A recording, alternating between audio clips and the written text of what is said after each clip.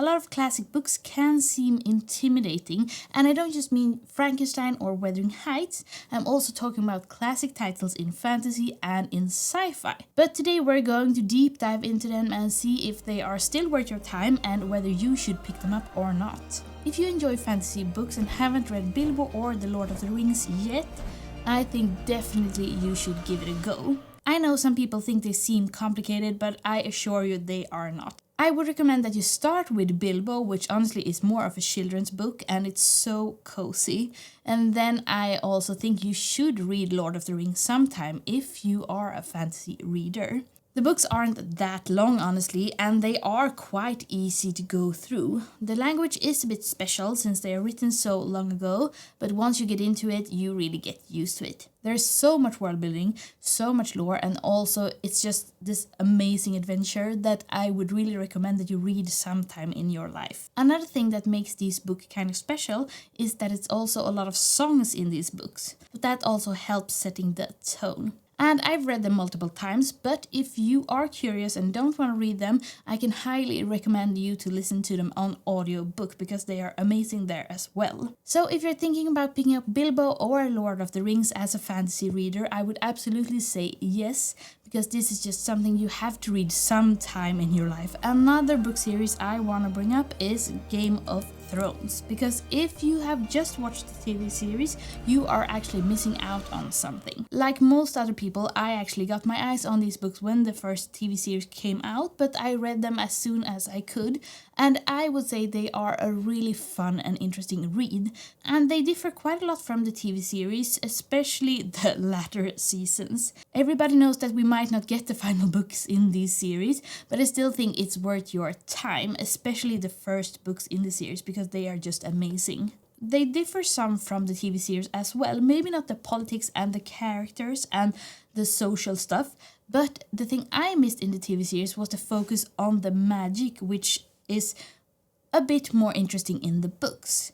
I think it was going somewhere really interesting with things happening beyond the wall, with the direwolf bounding and the magic in the world, and that's one of the main things I am so disappointed not to get to know more about if he never finishes this series. I have to say that the fourth and the fifth book are a little bit longer than they had to be, and I also didn't really enjoy what he did with the characters because they are following the same timeline, but they split the characters into the two different books. So all my favorite characters were almost in the fifth book, and I thought the fourth book was kind of boring. But if you are thinking about reading them, I highly recommend them because I think they are worth your time, and like I said, especially the first books. Another read that I know many people think are quite daunting is Dune, and this is more of a maybe because I wouldn't recommend it to everyone, honestly. If you enjoy sci-fi and a bit more complex reading, then I really think you should give it a go.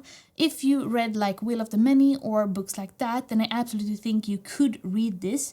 But if you're completely new to sci-fi, then I probably wouldn't recommend it as a first. In the book compared to the movie, we get so much more about the relationships, we get more lore, we get more world building, and basically more of everything. But I must say it was a bit hard for me to get through at some points, so I had to really focus and sometimes not force myself to read, but I had to make myself continue. But if you're curious and if you want more from the Dune world than the movie, then I think you really should give it a go.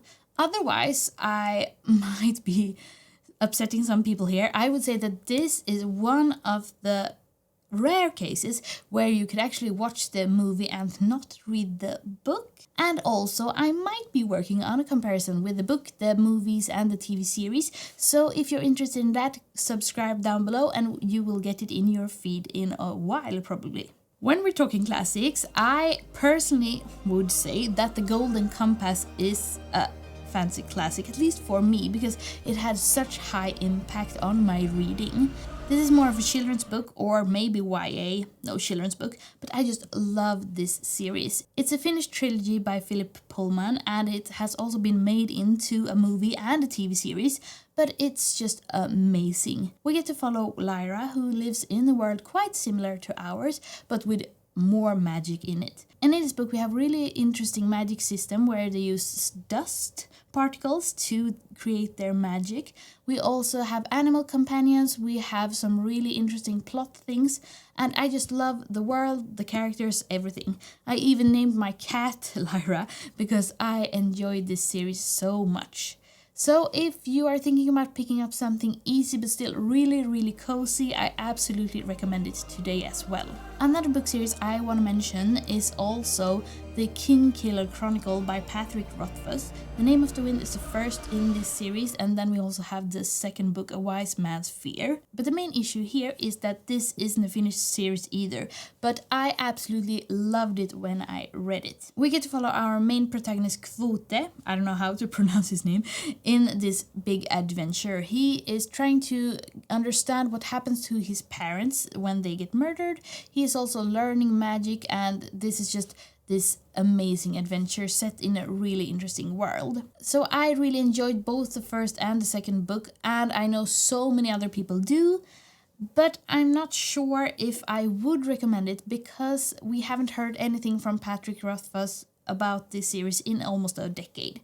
So I think if you want a really amazing fantasy adventure, I think you could pick this up, but I'm also a little hesitant because you really want to know what happens in the third book, and that might not be coming out ever. So if you're thinking about this, I would probably say maybe. And if we're talking classics, I also want to bring up Narnia, which is just this amazing fairy tale, which I basically was raised with. I remember we were watching the old movie in English and we had Swedish subtitles, and I told my parents that I can follow the subtitles now and understand what it means because I had learned to read so fast that I could read subtitles. So this is also more of a children's book, but if you haven't read it, I think you could give it a go. The first book is about 4 children who lives at their uncle's estate, and they accidentally stumble through a closet and comes to the secret world of Narnia, where magic and mysterious things are happening, but not all good things. But you should know when you're reading it that this book is also quite old.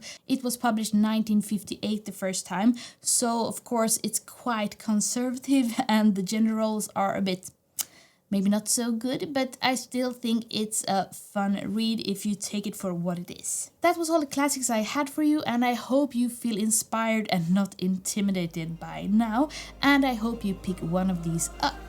If you want to know what you should read otherwise with new releases that are coming out this year, then I think you should check this video out.